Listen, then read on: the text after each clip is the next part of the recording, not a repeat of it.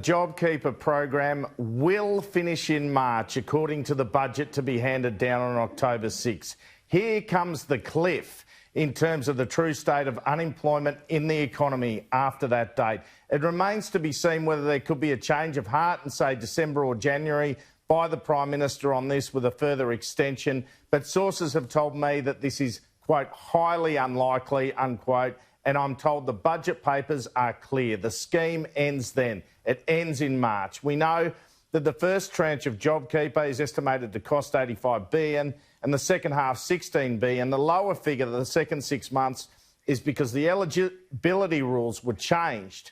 So you had to demonstrate a 30% decline in turnover over 2 quarters. They've changed that to 1 quarter rather than just 1 month in your business to be eligible.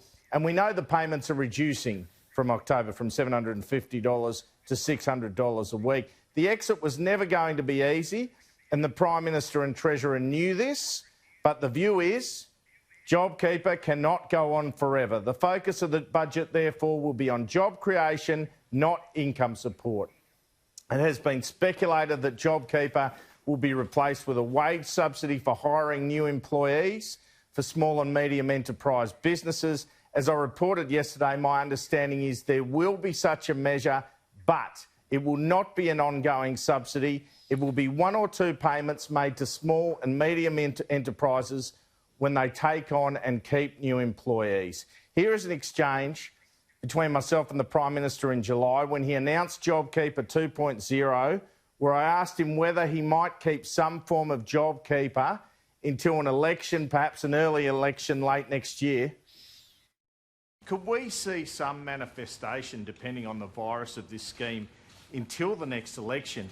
And is it possible that next election could be later next year, or are you committed to going a full term? Andrew, politics is nowhere near my mind. I mean, I don't think Australians could care less when the next election was. And frankly, right now, it's got nothing factoring into my thinking, not at all. I know it may totally fascinate people who stand in this courtyard, at least some of them, but it is just not a factor. I mean, we've got an outbreak in Victoria and people are dying, and you're asking me questions about when the next election is. I think we need to focus on what the real issues are here, and it's not when the next election is. And Andrew, just to recap though, that news that you had at the top, the budget to be delivered in a couple of weeks will have the JobKeeper wage subsidy finishing in March. About the adjustment here from that, Kieran. We know they've changed the rules, but at the moment there are 3.3 million people whose wages are subsidised in Australia. So it will be a hard landing. And the question will be now, what other measures will the budget contain to prevent a very hard landing? But the government knows the JobKeeper program, it just can't go on for years and years out the back of this pandemic.